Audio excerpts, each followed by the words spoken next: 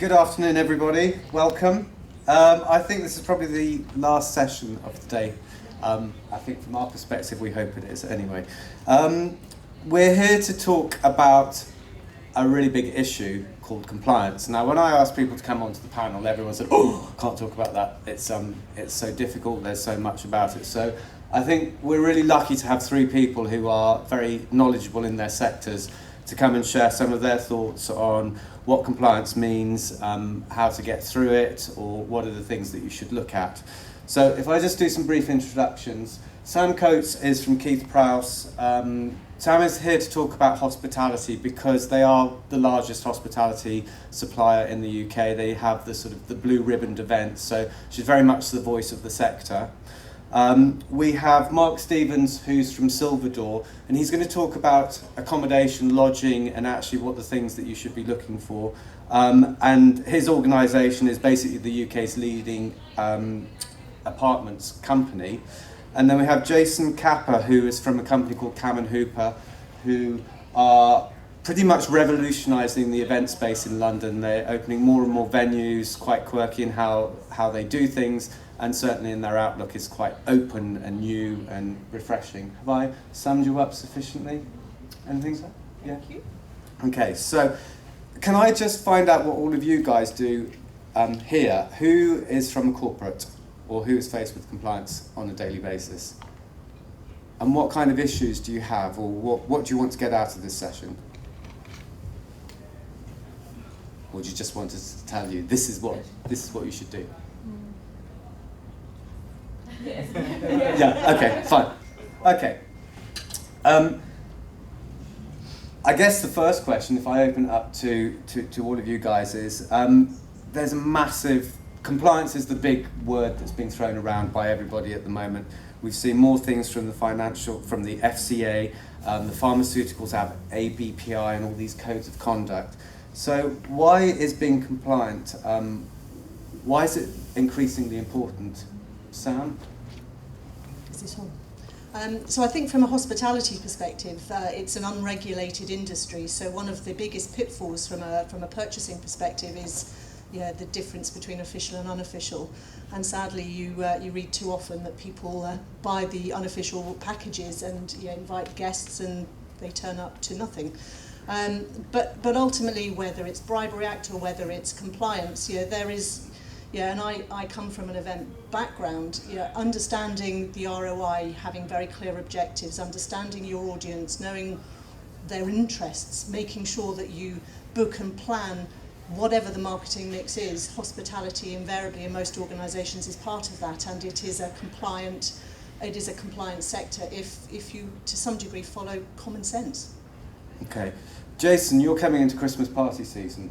How does compliance affect things? I think for us, it's about the care of people. It's the duty of care that we have with tens of thousands of people coming into our buildings. They are having a good time, they are there to celebrate, and we're there not just to be the fun police, but also to ensure that they have the best time they can have, but in a safe environment. And I think there's lots of things that we can do that promote the business, drive revenue, but also safeguard their enjoyment and fun of the kind of Christmas silly season as well. Okay. And Mark, there's loads and loads of talk about Airbnb and all these exciting new brands that are coming up and hotels losing market share, certainly to the apartment sector. So how do you see compliance, or how do you see the whole thing affecting? Well, there's two sides to it really. I mean, it's interesting you mention that because certainly now you're starting to see the service department sector it's shown massive growth over the last 10, 15 years. And again, it's a bit like Sam said, it's a fairly unregulated sector. And then on the other side of that as well, you've also got the rise of Airbnb and people like that. And so you would think that Airbnb would be a competitor to us. We welcome it because it's an exposure, and it makes people realise that there are alternatives to hotels. But where we score is that because we only deal with really corporate business, 98% of that is corporate, and we're very aware that we have to, before we work with an agency, before we take on and work with an accommodation supplier, they have to satisfy us that they are compliant with health and safety, fire regulations, all those sorts of things, which tends to be also a reflection of the quality of the accommodation as well, because you tend to find that if someone's not compliant in certain, in the basic regulations, then, generally that's reflected in the service levels that they offer as well. So it's massively important for us, and it's something that we really try and differentiate ourselves on, because Airbnb is there and it's great, but there's a lot of people fairly reluctant on the corporate side to put people there, because you've really got no control over the compliance, the health and safety, and also the quality of the accommodation. So it's something that's it's a growing conversation within our world. But is it a growing conversation within any specific sectors? Is it just every business is saying, I have to be compliant, or I have to be transparent? So we tend to deal with a lot of corporate people who are relocating employees worldwide, and you did notice it's people like the oil and gas industries, for instance, because they're very, very health and safety and compliant in their workplace, say for an oil rig, they tend to reflect those throughout the business as well. So if you go to someone like Shell or BP and you go to their office, you're not allowed to walk up the stairs holding a cup of coffee, for instance. Or if you come down the stairs, you have to hold on to the banister, because that's the regulation that they have in their working environments, and so it's reflected through the business. So there are certain industries where it's definitely more. Sam, you must have seen that really specifically. I'm thinking Wimbledon, and you see lots of things reported about the kind of clients that go there. Are there any specific sectors? In specific sectors in terms of that are pushing the sort of the compliance more and more, or questioning what they're buying and why? Of course, I think people they all want to know what the package inclusions are, what the value for money, what the proposition is, and also where the profits go.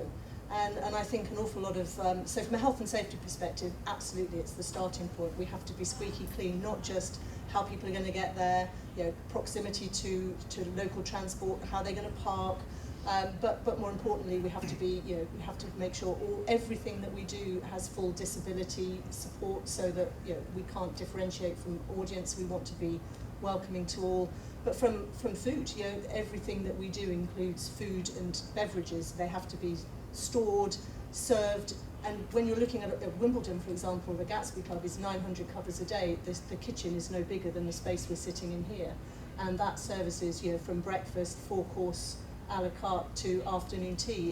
It's all got to be served in the right conditions, in the right way. So health and safety is fundamentally at the root of everything that we do. And Jason, you see some pretty, your venues are in pretty different locations. So you go Bermondsey Street, really cool. You're slap bang in the middle of the city, and you're about to open in Soho, which is the marketing sort of block. Are they all asking different questions about compliance? Or do they not care? I think some of them do care. I think Mark's point earlier about the kind of petrochemical companies, everyone does feel a bit silly being the air hostess at the beginning of the conference saying this is where the fire escapes are. But it does set the tone for that industry, and I think they see that throughout. And I think as a venue, we are getting more and more clients come to us requesting our risk assessments, our fire assessment, all of the certificates which we have available on a shared file, and they're with them within an hour. I think I would be nervous if we were booking an event or going to somewhere and we requested that kind of information and it took a week or 2 weeks to come back. So I think having the team engaged, knowing what's going on, knowing what's required, and not taking any of these requests as a kind of inconvenience, more as a standard to say that we believe in the safety of our guests and our product, and it might seem a little dull and it's not as interesting as choosing your canapes, but we will put as much care and attention into that. And I think within the city, certainly within the finance sector, there's more and more questions about that, because they want to guarantee that their guests are going to have a safe and secure time. Certainly with things like terrorism, or being opposite the Bank of England, it's very high risk. And I think going into Soho as well, we're very conscious of that as well, with a public offering and making sure that all of our security is SIA and they're very well trained and they're all very charming, and it doesn't feel like a burden to be belt and braces safety. Okay, so if I was to put a compliance policy together, or a policy together that I could then send out to these guys, what are the things that I need to what are the things that you're asked for on a you've mentioned duty of care, but what are the other things that you readily have to hand? I think, from a hospitality perspective, it is about the minutiae. It is about transparency. It is about making sure that whatever you say you're going to deliver, that you deliver, and that you're accountable on the day. People have paid a healthy amount of money to come through the door, and you've promised them XYZ and a little bit more, a little bit of stardust has to be delivered. And we're also finding things like catering for special diets. You now have to be able to, and I'm sure you have exactly the same. I'm gluten-free, I'm vegetarian. I've got nut allergies. What are the ingredients in all of these menus? All of that has to be covered in a lot of detail. And often, you've got to turn it around because somebody wants something that you haven't planned for, but you have to plan for the inevitable. But as I say, from our point of view, it is all about making sure that you know the source, the origin of what you're buying. So if you're thinking it's official, make sure that you go to the rights holders website. Make sure that the logo endorsing you as a supplier is there. And fundamentally, from a hospitality perspective, if you buy from a trusted source, you're onto a good wicket. Okay. If I'm buying accommodation, what are the things that I should be looking for? Well, I'll turn that around a bit, because what we do is we get a lot of RFPs for corporates, and it tends to be, they always tend to look for scenario planning. So it's, what if this happens? What if there's another 9/11? What if there's a fire? What are your reactions? And we tend to see that they put a big emphasis on that, as well as pricing as well. And you see more and more of that. The bidding system seems to get thicker and thicker every year, because there's more questions about what if. So really, I'll just echo what Sam said, but it's really buying from a reputable supplier, which in our industry is sometimes difficult to do, because the service department industry has grown up so massively. There's all different shapes and sizes. There's no official rating or star rating within the industry yet, although we're working on that, and so it's quite difficult. So which is why Silver Door exists, really, because we're an agency, so we tend to try and make sense of all that. But it tends to be a bit following sort of the hotel model, really. Corporate people want to know, what are you going to do if there's a fire? What are you going to do if there's a security alert? What measures are in place, and how are you going to report that back? Okay. If I wasn't compliant, what would happen? I mean, would I win business still or not? I think you would probably still win business, you just wouldn't win repeat business. I think the first sign of trouble, everything will start to fall down, the cracks will start to appear. So I think everyone can have a lovely store and be super shiny and do the big sell. I think it's when you've got 900 people on the last Thursday in Christmas and there's no transport been organised and things like that, that's when you think, I'm not going back there next year. So I think you will be fooled once, but I don't think our guests or our bookers want to repeat any negative experience they have. We see it quite a lot with our first-time guests coming in, and they have a hit list of things that are their priorities, which just we never encounter, and it's all based on past experience of this, where they've been before, what's happening, and what went wrong. And really, some of it's very, very basic, I think. Okay, so really we do have to listen to procurement, because... Yeah, I think I'd reflect that. It's again, there's, if you want to target like a serious corporate business, then you have to adhere. You have to play the game now, really. And you'll always win some type of business, but if you're really serious about targeting those sorts of markets, then you have to go through that. But something like a great event comes into the UK. I don't know if it's I'm just trying to think, the NFL or something like that comes into the UK.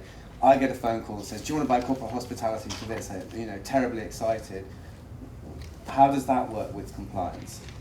So it's exactly the same thing. Who is providing the hospitality? Is it endorsed by whoever the governing body is, at whatever destination the hospitality is going to take place? yeah, if you've got hospitality as part of that mix and you're booking to get the right space, to get the right location, everything right for your internal customers, and you'll spend it, you have to pay an awful lot of money up front, is your money safe? You know, is the company that you're investing in going to look after your money? You know, companies do have a tendency to fold. You know, what happens to the money that you've paid? Is it secure? So you just need to do your due diligence and make sure that if it says it's one thing, perhaps you need to do a little bit of research to check that it's bona fide. Well, I certainly would. Okay then. We talked about health and safety, duty of care, and knowing where people are and being able to provide the information back.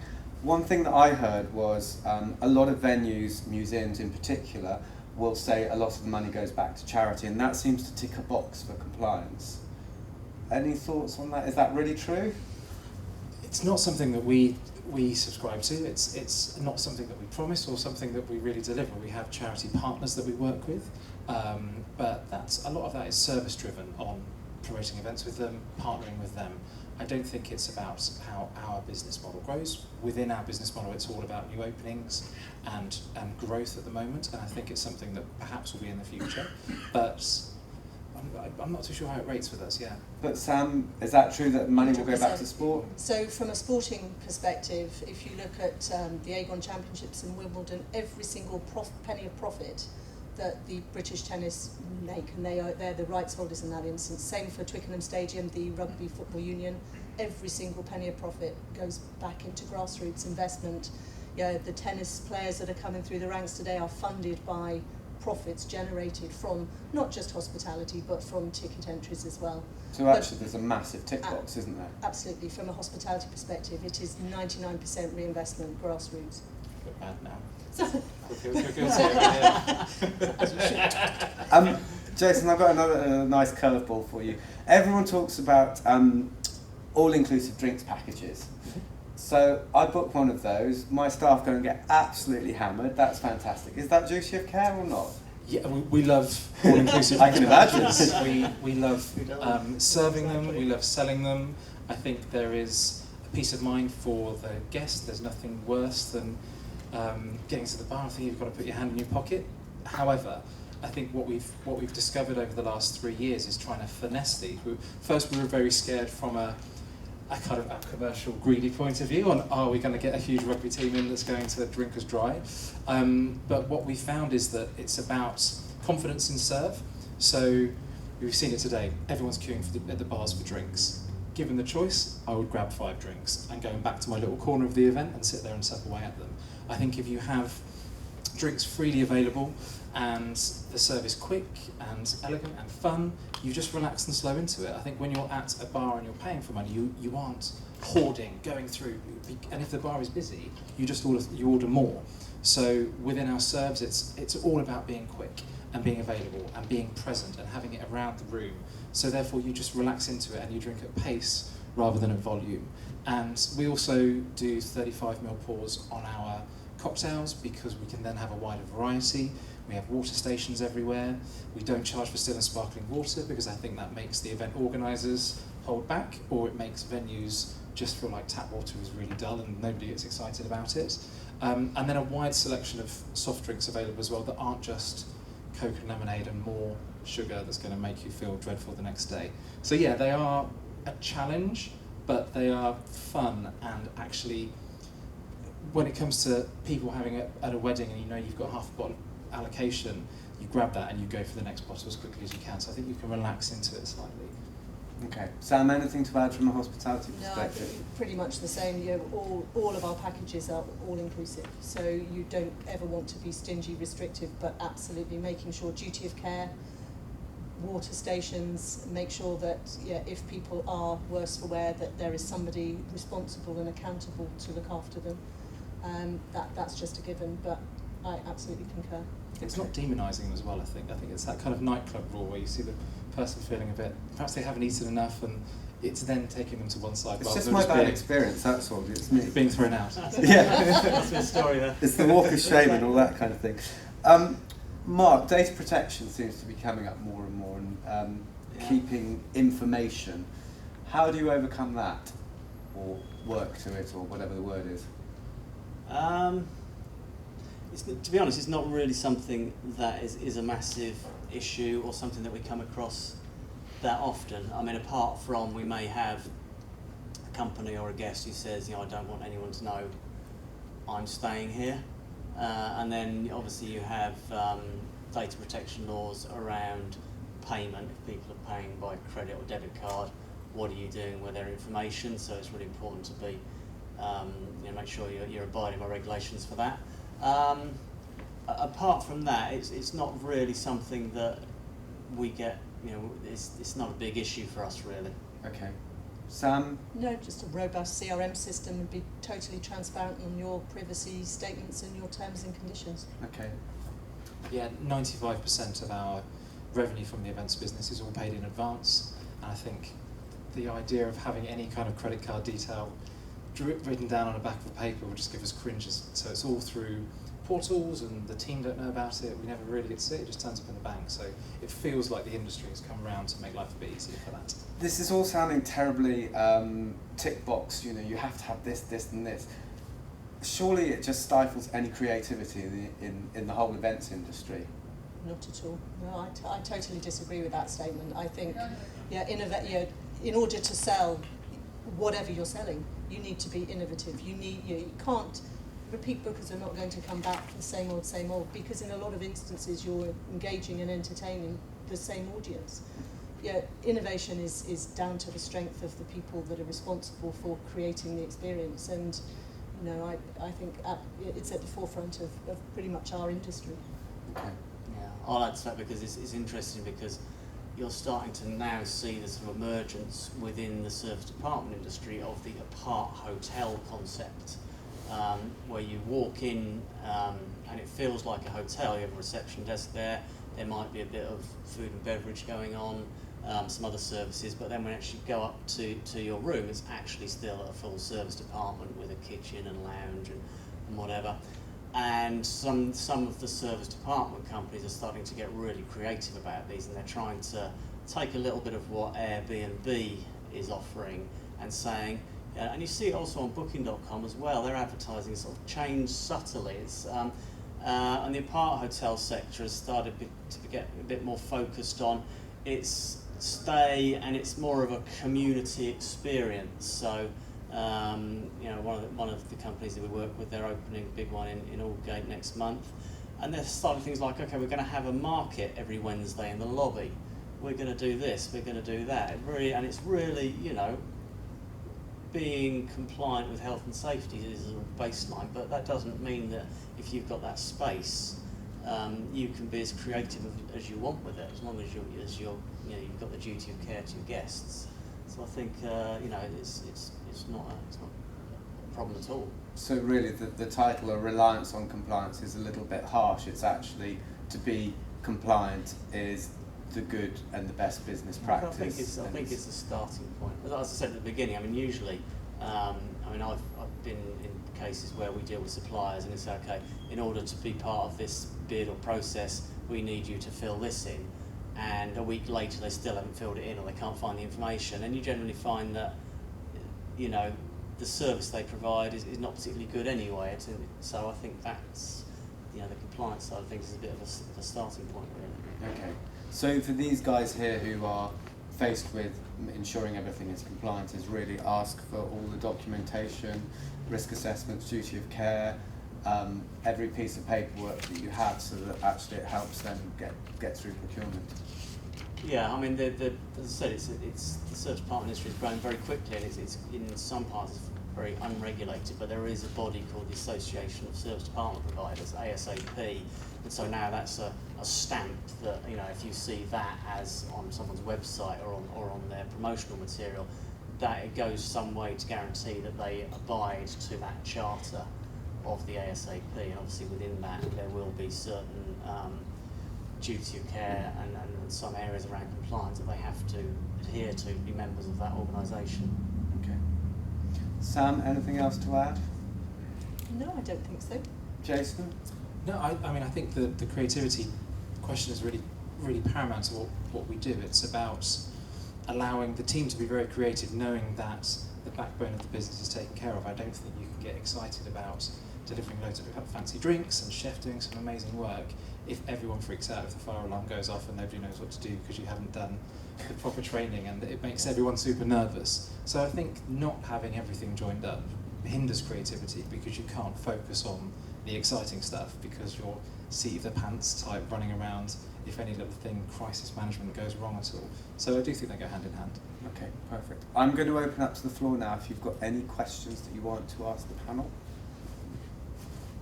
Just a quick one. We're a charity organisation, but we have fairly high price points for our offering. You talk about anti-bribery, anti-corruption with corporates. Where does the price point sit on that, and how long sign off for people purchasing? Specifically, I'm talking about, we run a big dinner and a golf day every year. So where does the price point sit with corporates and having sign off, and what is that price point? Interesting. So, I mean, you'd have to talk to the corporates about, because every single corporate, and I was a corporate, a lot of them have very different benchmarks. It's not necessarily, in my experience, based on a price point. It's based on making sure it's an established, it's embedded in your strategy, that you have event marketing activities as part of what you do to talk to your customers and prospects, and also your staff. Yeah, because a lot of people use your sorts of events, I'm sure, to reward and recognise their colleagues. So it's just making sure that it's an established, it's part of the marketing mix, and that everybody is aware that there's nothing new. It's not a surprise, and therefore there won't be any envelopes passing hands. It is legitimate. Any other questions? Do you want to add to that? No, I mean, I think Sorry. It's quite the charity work that we've done with events where they've been kind of marking up what we're doing to give to good causes have always worked very, very well. There has been a transparency on our pricing, so I think it's for the charity to work into how they are building that business model for that event before it kind of comes, like you say, anything the Cloak and Dagger then feels like it falls into a grey area, but our pricing is very transparent. It's the same for every event. There's a slightly different charity package that we give a donation back to the charity, but again, that's in order for us to be quite transparent and clear on everything, and that's all invoiced and run through. So I think the key is being very open about everything. That's